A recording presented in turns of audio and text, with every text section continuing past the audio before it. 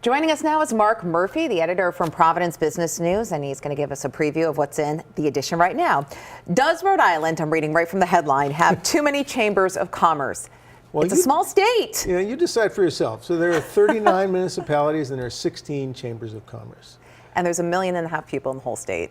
Seems like a lot to me. I think 1.1 million, so even fewer. Okay, right, good point.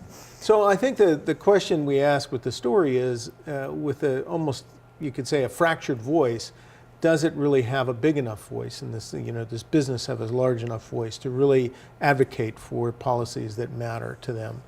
And you see, I think a sort of a prime example is the Pawtucket Red Sox.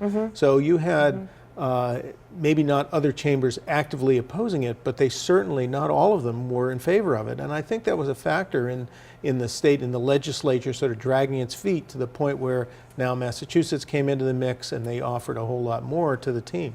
Efficiently, too. They kind of streamlined the process, it seemed.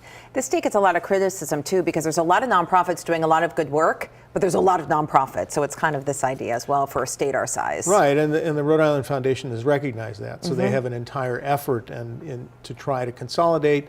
They try to teach various leaders of the various nonprofit sector to be better and more efficient. But yeah, we did a story not that long ago about historical societies. I think there are more than 100 historical societies in the state because every little part of the municipalities has its own history.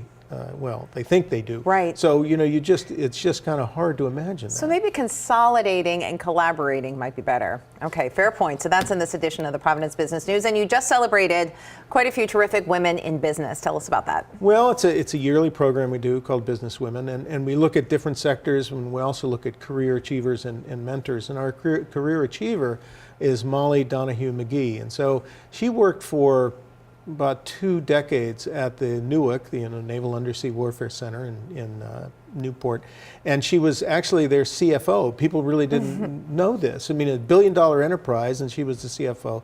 She retired, and she saw the need for a lot of the defense contractors in the East Bay and even into Massachusetts to get together again to form, a stronger voice, and to also bring more work. Instead of having it outsourced outside the region, bring it here.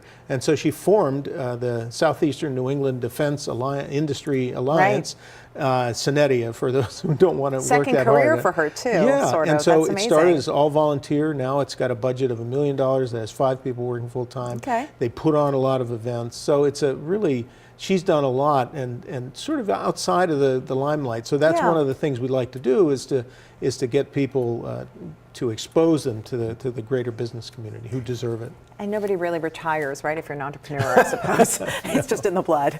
All right, well, thank you so much. I already have this edition at home, and I've read it, and I encourage everybody else to do the same. Thanks, Mark. Thanks, Alison.